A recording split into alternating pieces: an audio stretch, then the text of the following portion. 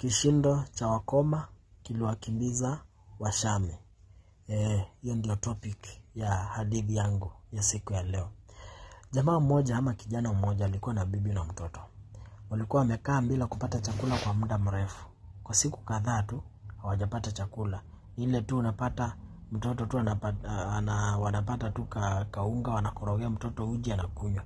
Lakini wao walikuwa tu wamekaa siku kadhaa bila kupata chakula. Sasa huyu jamaa siku moja akaamua lazima niamke niende nikatafute kitu. Akaambia bibi yake, sasa leo lazima tukule. Leo tunakula.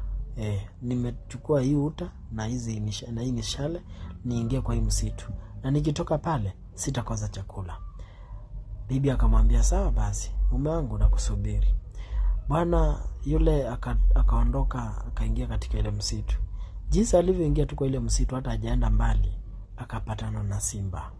Simba ni huyo akamkimbiza. Jamaa akatoka mbio hata hajui anaenda wapi. Kumbe anaingia tu huko ndani. Jamaa akatoka mbio akaenda akapata mti fulani akapanda hiyo mti haraka haraka. Simba akakuja na yeye akapanda akafika katikati, simba akarudi chini ashindwa na kupanda.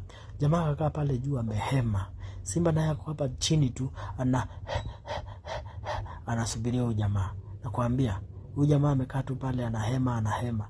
Anasema kai, sasa mimi nitafanya nini? Nilikuwa nakuja kufanya nini? Anaanza kuregret. Kwa sababu gani?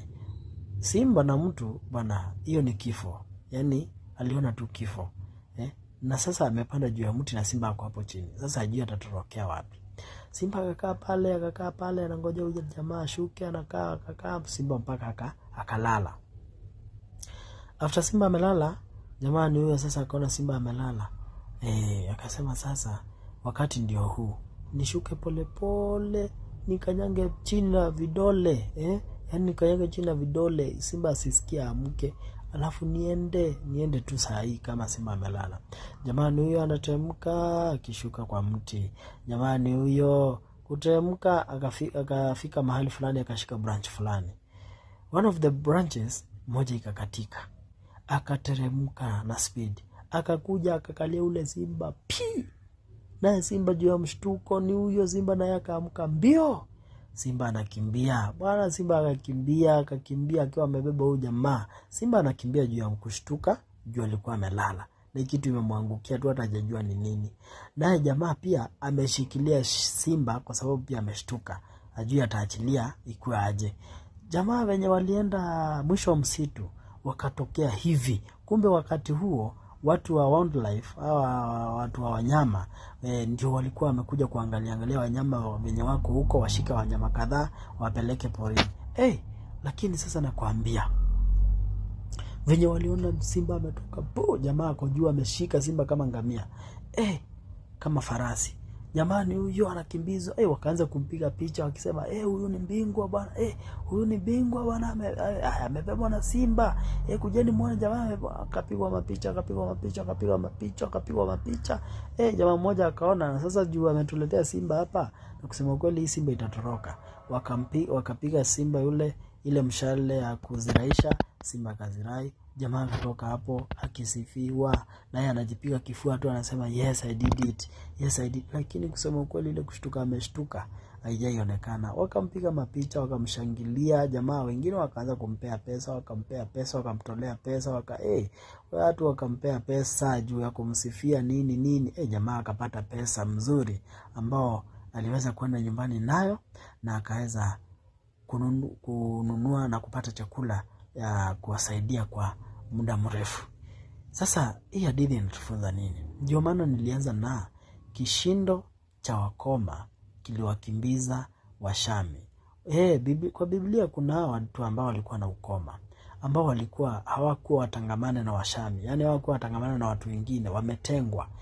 Kwa hivyo sasa wanakaa mahali hakuna chakula, ili hali huko kwa Washami chakula kipo, lakini hawawezi enda kwa sababu wakienda huko watauawa. Wakienda huko watauawa kwa sababu wanataka kuwashikisha nini? Ukoma wao. Kwa hiyo badala washikishe ukoma, afadhali wafanye nini? Wauawe. Sasa ndio maana walikuwa wamekaa huko kando. Lakini jamaa mmoja akatokea pale akawaambia, hata tusipoenda kutafuta hiyo chakula, hatukikaa hapa tutakufa tu. Sasa afadhali twende tu tukufe tukiwa tunajaribu kutafuta nini? Kutafuta chakula. Kwa hivyo kwa sababu tukienda hata tuwawe ni sawa, kwa sababu tukikaa hapa pia tutakufa njaa. So wakaamua wacha tuende. Lakini jinsi ambavyo walianza kuenda, wakaenda venye walikaribia, Washami wakiwa pale wakaanza kusikia mkanyango ambao uko na nguvu, ni kama ni mnyama anatembea. Washami wale wakakimbia. Kwa sababu nini? Waliogopa. Nao hawa watu wa ukoma wakaingia, wakapata chakula na wakaweza kukula na wakaweza kujibebea. Kwa hivyo Washami wakafanya nini? Wakatoroka. Nao wakoma wakafanya nini? Wakapata chakula, wakaweza kufanikiwa na wakakula, wakashiba na wakaweza kujibebea. Kwa hivyo usikae pale ukingoja ati ama ukisema ati hauna jingine, uache ukae tu njaa ukufe. Bwana, amka, fikiria, uamke na utoke nje uende utafute chakula. Na ukitoka nje na ukienda kutafuta chakula utapata, na ukipata utaweza kusaidika na hautakufa njaa. Kwa hivyo sasa kishindo cha Washami kishindo cha wakoma kiliwakimbiza Washami. Huyu jamaa aliamka akiwa na nia moja tu ya kwenda kutafuta chakula, na hiyo chakula mwisho wa siku aliweza kupata chakula na zaidi, akaweza kurudi kwa nyumba akiwa amebeba chakula ya muda mrefu. Kwa hivyo usikae mahali pale. Wewe mwanaume, wewe mwanamke, usikae mahali pamoja ukiogopa ati ukisema hakuna kazi. As long as uko na mikono, uko na miguu, simama, tembea, amka, enda tu, utapata kitu cha kukula na utaweza kurudi kwa nyumba ukiwa na kitu. Bwana wabariki sana.